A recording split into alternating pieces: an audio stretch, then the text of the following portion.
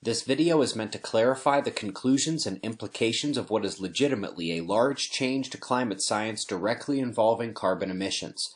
While many headlines have sensationalized this story since the earth-shaking paper was first published on September 18th, here are the facts. These are the scientists who invented carbon budgets. They're considered the world's experts and developed the IPCC models for carbon budgets. They have concluded now that the radiative warming effect of carbon dioxide was overestimated by about 50%, a not so insignificant number. And this has the practical effect of meaning that the amount of CO2 humans can release before hitting the 1.5 degree warming mark is now 2 to 3 times higher than the world thought just a day before this paper was published. This can be visualized in the past thinking, left, versus the current thinking, right.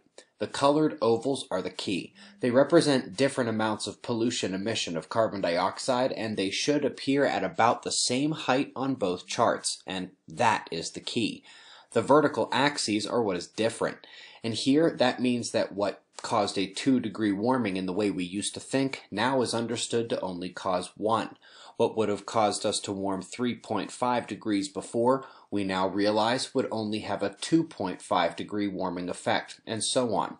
So what does this mean when the world's most respected carbon budget scientists tell us we've overestimated CO2 models by 50%?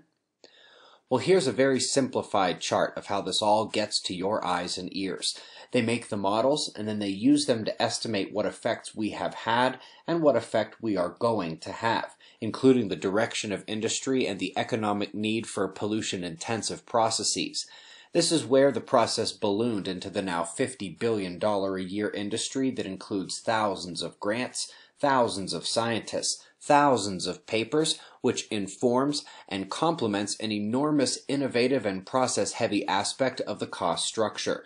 What's more relevant at that level is the 97% consensus and the messages, arguments, and the actual policies that are put in place. Turns out 50% is a big deal when it comes to global economic policy discussions, the claims made in political discourse as well.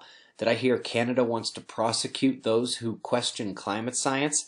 I say they try to arrest these scientists, the mainstream science carbon budget gods. How dare this heresy spring forth from such a divine house positioned at the foundation of all climate papers and climate claims of the past decade? The media's crucifixion of anyone who would say this on September 17th was absolute and certain, and yet not one word now that the best of their own have come forth. Definitely jumped the gun on telling kids in school we know exactly what we're talking about with climate change, huh? How mad are they going to be? The important bit in all of this is that literally every mainstream climate paper discussing human effect or estimating the future temperatures or sea level rise now must be rewritten. We're talking tens of thousands of papers from dozens of countries, hundreds of universities and organizations. All have to be rewritten. One of the fundamental variables has been cut back after a 50% overestimation. And coming up in the next official climate models alongside that is this. For the first time in the history of climate models, the sun will be appropriately factored. Until now, there has only been a 0.1% solar variability over the 11-year sunspot cycle, and nothing else has been placed on the sun as being relevant for climate change.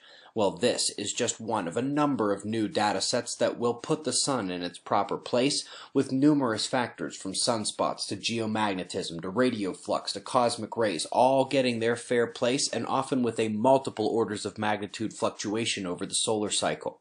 For reference, the lines represent, on the left, the official climate data start point, 1880, and on the right, it shows where we are today. The purple star is the mark signifying the start of the much-famed global warming pause. Carbon taking a huge cut, the sun getting out of science jail. The picture has officially changed. You will find a link to the carbon effect paper and the solar data paper in the description box below this video on YouTube.